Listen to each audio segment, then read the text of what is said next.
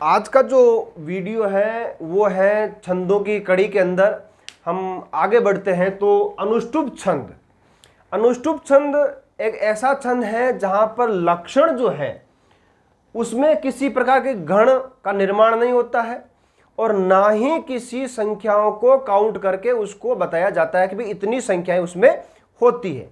इसमें क्या बताया जाता है कि श्लोके षष्ठम गुरु ज्ञेयम सर्वत्र लघु पंचमम द्विचतुपादयोरश्वम सप्तमम दीर्घमन्ययो, यानी इसमें 3 वर्णों की मात्रा बताई जाएगी कि कौन से वर्ण की मात्रा गुरु होगी और कौन से वर्ण की मात्रा लघु होगी।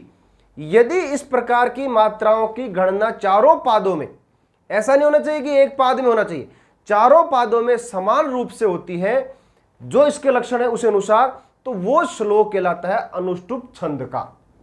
अब आप देखिएगा श्लोक को, इस लक्षण को ही हम अनुष्टुप छंद की लय में गा सकते हैं।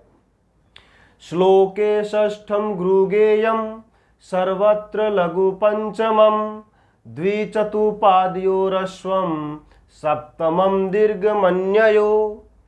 अब इसका उदाहरण देखता हूं, मैं उदाहरण लिखता हूं यहां पे, उदाहरण देखिएगा। यदा यदा हि धर्मस्य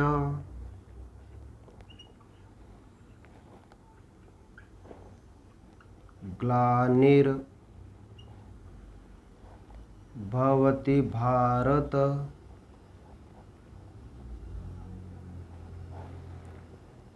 ग्लानिर्भवति भारत अभ्युत्थानम धर्मस्य तदात्मानं सृजाम्यहम् तदात्मानं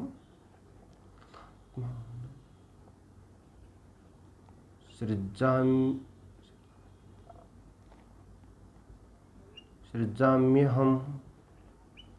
ये इसका उदाहरण है, ठीक है ना। अब देखिए इस श्लोक के जो श्लोक को जैसे गायन होता है वैसे लक्षणों को जैसे गायन किया था वैसे श्लोक का गायन करके दिखाता हूं मैं आपको। यदा यदा हि धर्मस्य ग्लानिर्भवति भारत अभ्युत्थानम धर्मस्य तदात्मानं सृजाम्यहम्। अब ये जो श्लोक हमने गायन किया, अब इसके श्लोक का लक्षण जो है श्लोके षष्ठम गुरुगेयम, यानी आपके अनुसार छठा पाद जो है वो आपका गुरु होना चाहिए प्रत्येक चरण में। प्रत्येक चरण में सर्वत्र लघु पंचमम, और जो 5वां पाद है ये 5वां पाद आपका लघु होना चाहिए।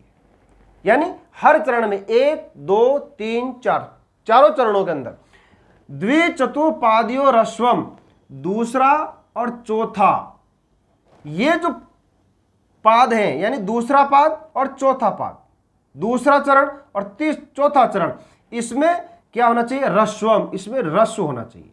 और सप्तमम दीर्घमन्ययो, और 7वां जो वर्ण है वो आपका दीर्घ होना चाहिए सभी पादों में, यानी 7वां वर्ण जो है वो आपका हमेशा क्या होना चाहिए? दीर्घ होना चाहिए। अब देखिएगा इसके अनुसार होता या नहीं होता, आपको मैं बताता हूं। श्लोके षष्ठम गुरुगेयम, छठा श्लोक, पद 1 2 3 4 5 6। अब ये धर्म में ध जो है वो आपको क्या दिख रहा है? लघु दिख रहा है, परंतु इसके अंदर जो ऊपर का र जो है, यह र इसमें मिल जाने से यह क्या बन जाएगा? गुरु बन जाएगा। एक आधा अक्षर आपको काउंट नहीं करना है। 1 2 3 4 5 6, भारत ये छठा पाद है, ये भी गुरु है। 1 2 3 4 5 6, ये भी र इसमें आ जाएगा तो ये भी गुरु बन गया। 1 2 3 4 5 6, ये छठा पाद, ये गुरु बन गया, ठीक है ना। सर्वत्र लघु पंचमम, अब 5वां पाद इससे लघु हो गया, छठा पाद ये है तो 5वां पाद ये ही लघु है। ती लघु है, श्री ऋषि की मात्रा छोटी इसलिए लघु है, और इसके अंदर म ये भी लघु है। फिर क्या है? द्विचतुपादयोरश्वम सप्तमम, 7वां पाद जो है वो 7वां पाद आपका कौन सा होना चाहिए? पहले इन दोनों में ये 7वां पाद जो है वो लघु होना चाहिए। सातवां पाद का छठा ये है। तो चौथे पाद में कौन कौन से में, द्वि चतु, दूसरे में और चौथे में। तो दूसरा का ये रहा, ये सातवां पाद लघु, इसके अंदर ये लघु,